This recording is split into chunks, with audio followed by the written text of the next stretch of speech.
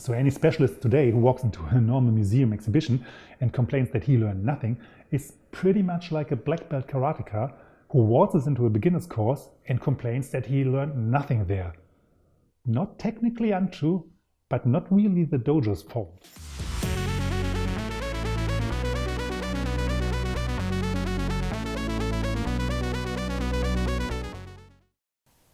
Welcome to the English channel of the German Tank Museum.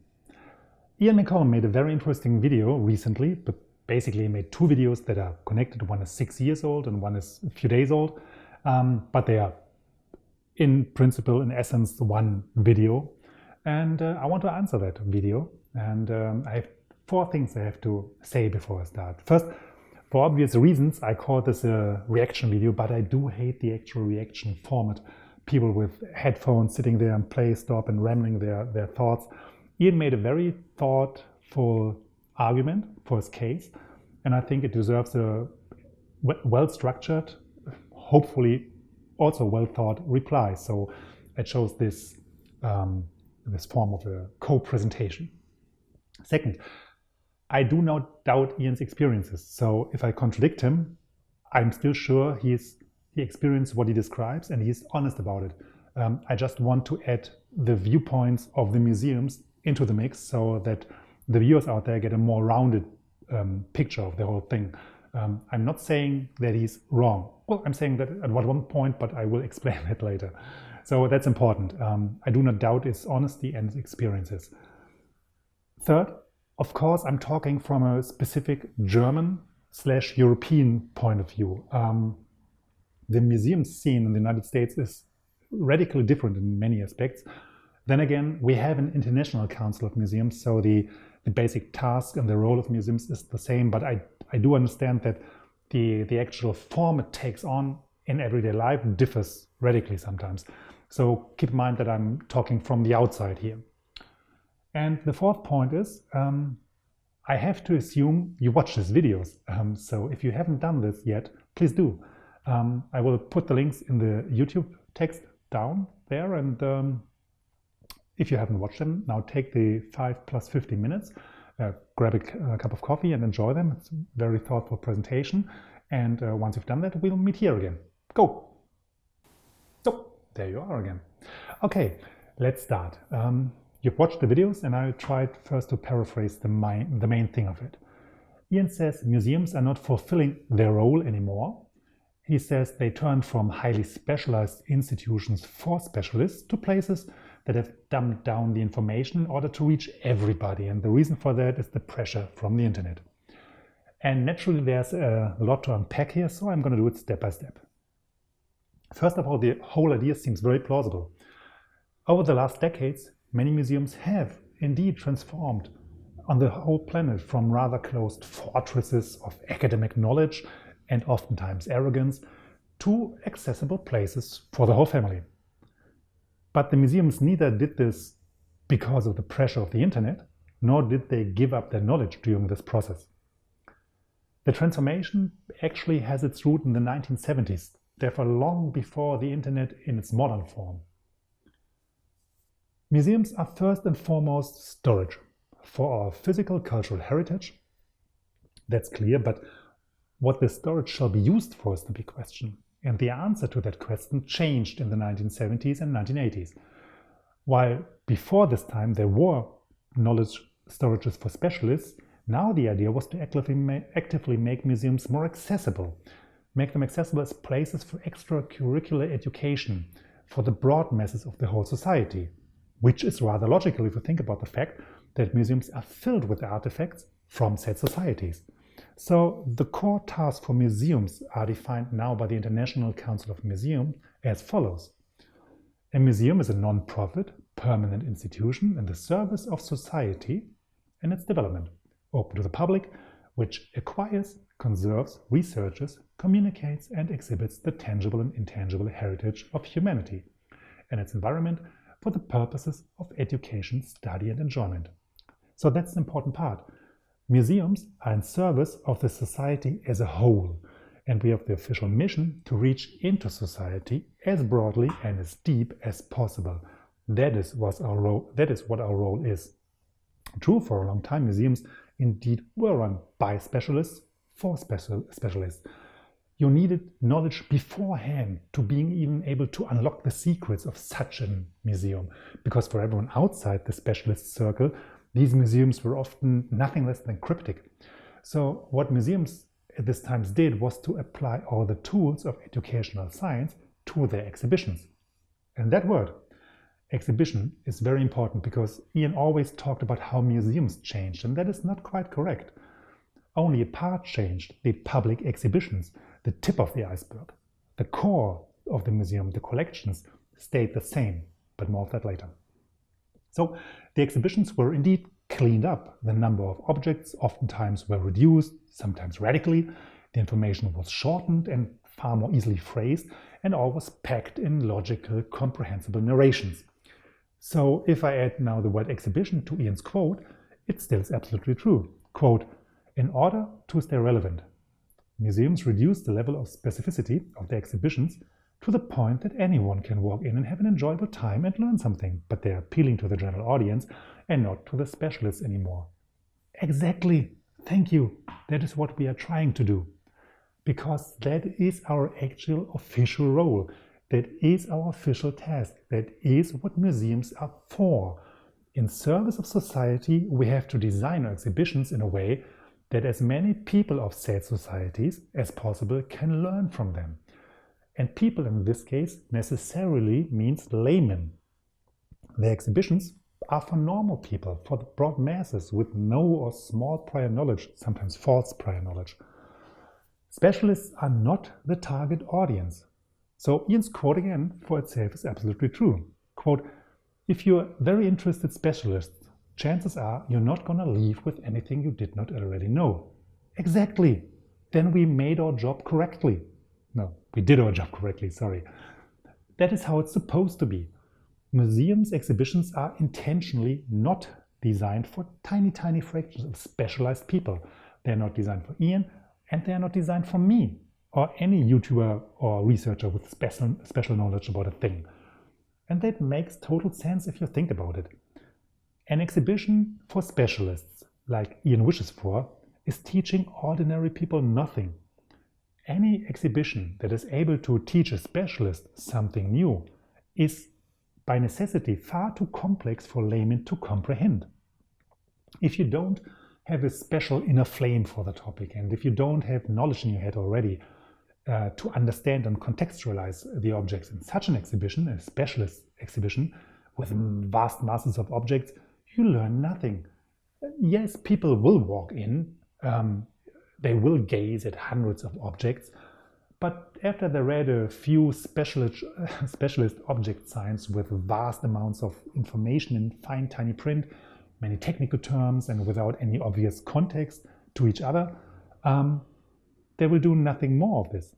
They will gaze, they will sometimes marvel, they will be sometimes very confused and leave without answers and just with more questions. Then they will walk on to the next objects, and at some point they will leave the museum without having learned anything substantial. They just stared at things.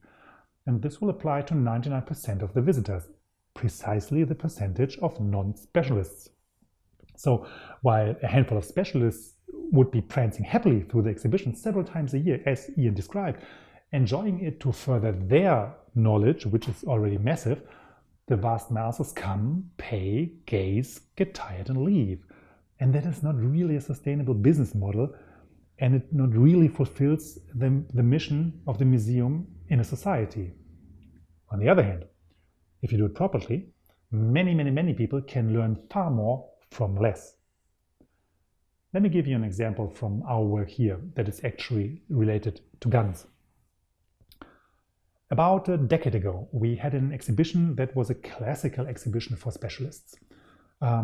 It was a handgun exhibition, and we had many handguns on display, also machine guns, oftentimes only different in the tiniest parts and distinguishable only for, you guessed it, specialists.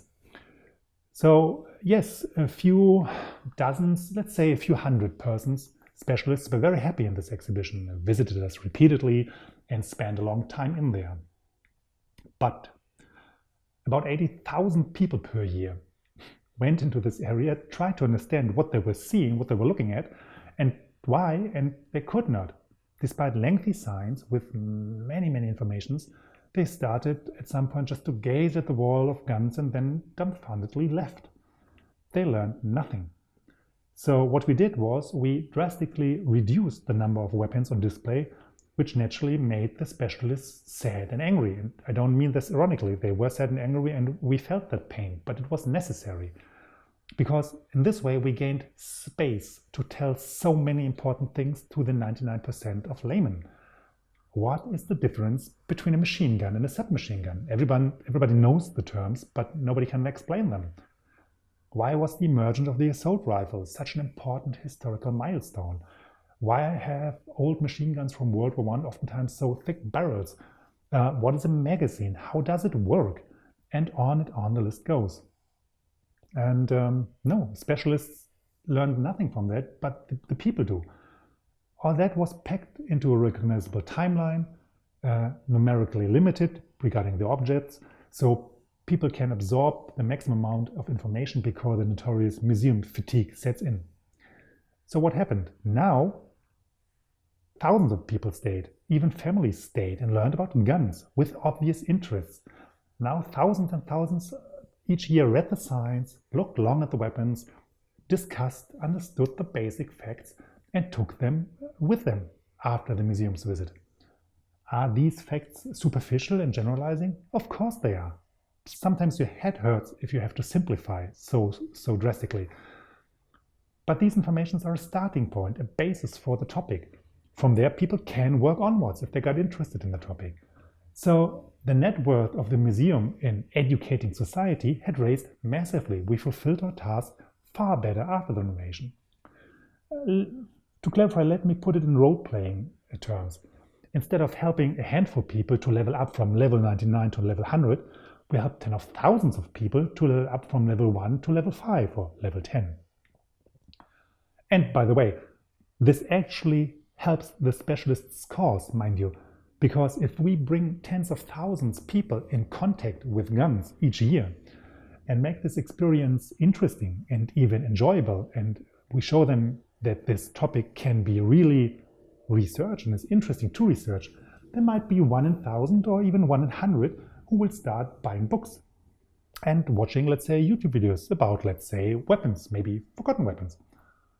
So now we covered how and why and what for the museum's exhibitions changed. So any specialist today who walks into a normal museum exhibition and complains that he learned nothing is pretty much like a black belt karateka who waltzes into a beginner's course and complains that he learned nothing there. Not technically untrue, but not really the dojo's fault. Okay, but now what about the specialists? What about them? The other point, as I said, museums did not give up their knowledge and their objects. They just reduce what can be seen in their exhibitions. The vast part of what we have is in the collection, in the depots. The core, the engine room of every museum is the collection, which is only partly shown in the exhibition. But for the biggest part, as I said, is in the depot. And to get one thing out of the way in the first place, this fact makes curators and museums people sad as well. We like our stuff. We really do. We like to show our stuff. After all, that is why we started working in museums in the first place. We like to teach people about what we got in the collections. But most collections are far bigger than what exhibitions can physically contain. And even if they could, they would become so vast that visitors would have to stay a week or two, because non-specialist visitors are kind of tired after 2 or 3 or 4 hours. But the objects are there and the knowledge is there. And the objects in the depot, as well as the objects behind glass, still are used to gain further knowledge of them, if the museum is well funded and working properly. And we are now in this video entering an area where Ian in this video is correct and incorrect at the same time. He is incorrect in principle, so I would try to save the museum's reputation, but he is correct for all practical purposes. Let me explain. In his video, he said that on the one hand, objects in exhibitions go into stasis and no one will have access to them anymore once they are behind the glass case, in an exhibition. On the other hand, he says, nobody knows what is in their vaults. He says curators get a heart attack about the notion of disassembling a gun. And he says that basically that once a gun is in the depot, nobody will ever see it again, and any new knowledge about the gun can be gained. So, as I said, all of this is wrong in principle, and therefore it should not happen. But sadly, it happens often in daily practice. In principle, every collection has to be worked on. It's our duty to work on them. Remember, research is also a central task of every museum. If you go back in the video, we see it in the definition. We have to research. That means that regardless whether the object is in the exhibition or the depot, the collection is one. The object should be accessible to be picked up and examined.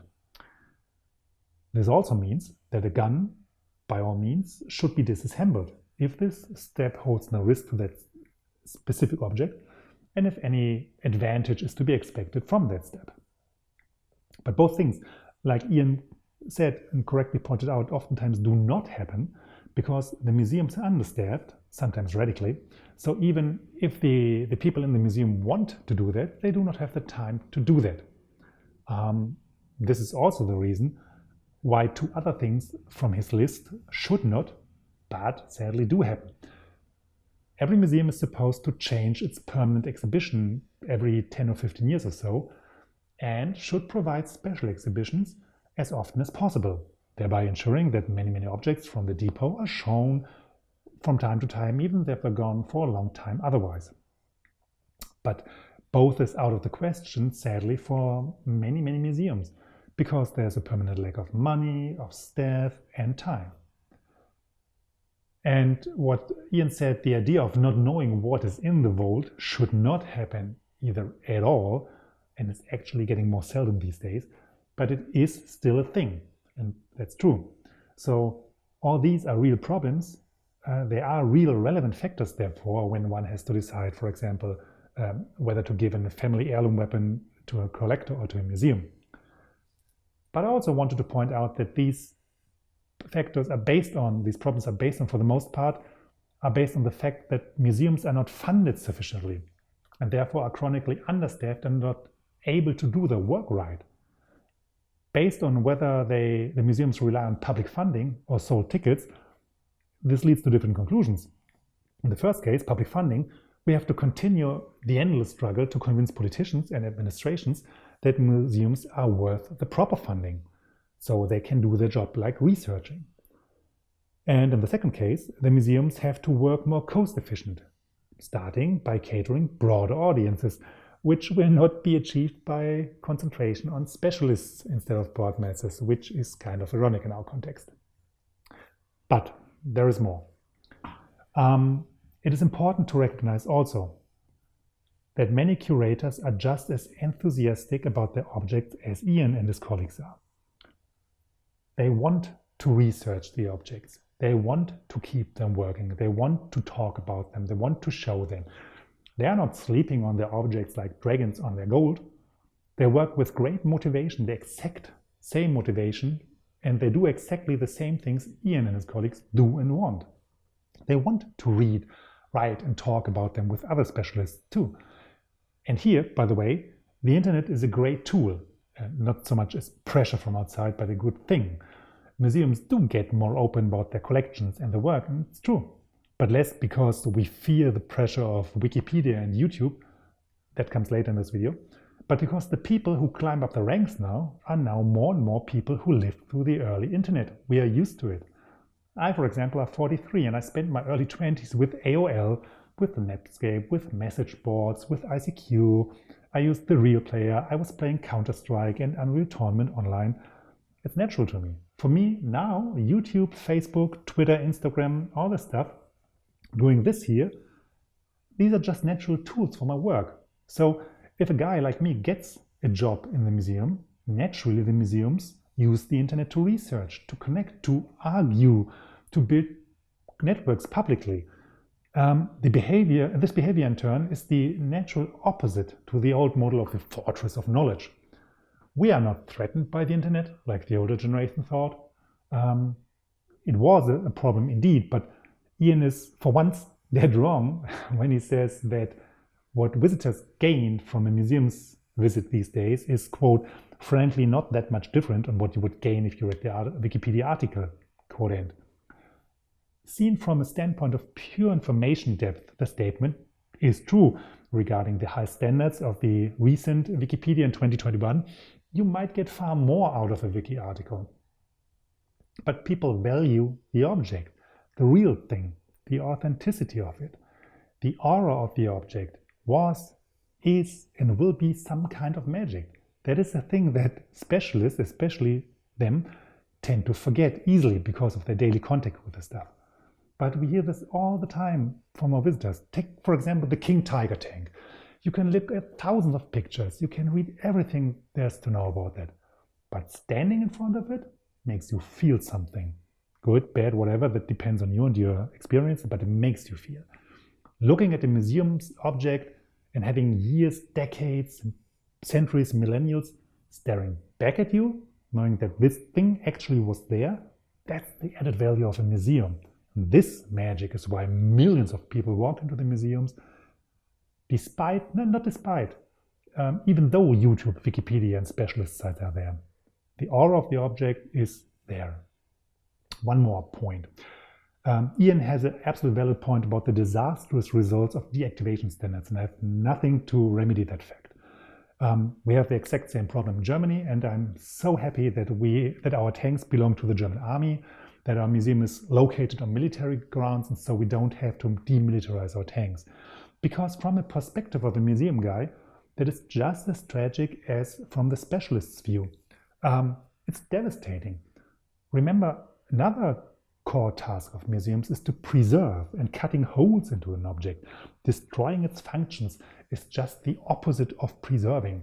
So in the special case of weapons, we talked about museums in general, in the special case of weapons, that is a fact I cannot remedy, and you have to think about when you decide where to give it. On the other hand, one aspect we had in the definition and haven't talked about yet is the fact that museums are by definition permanent.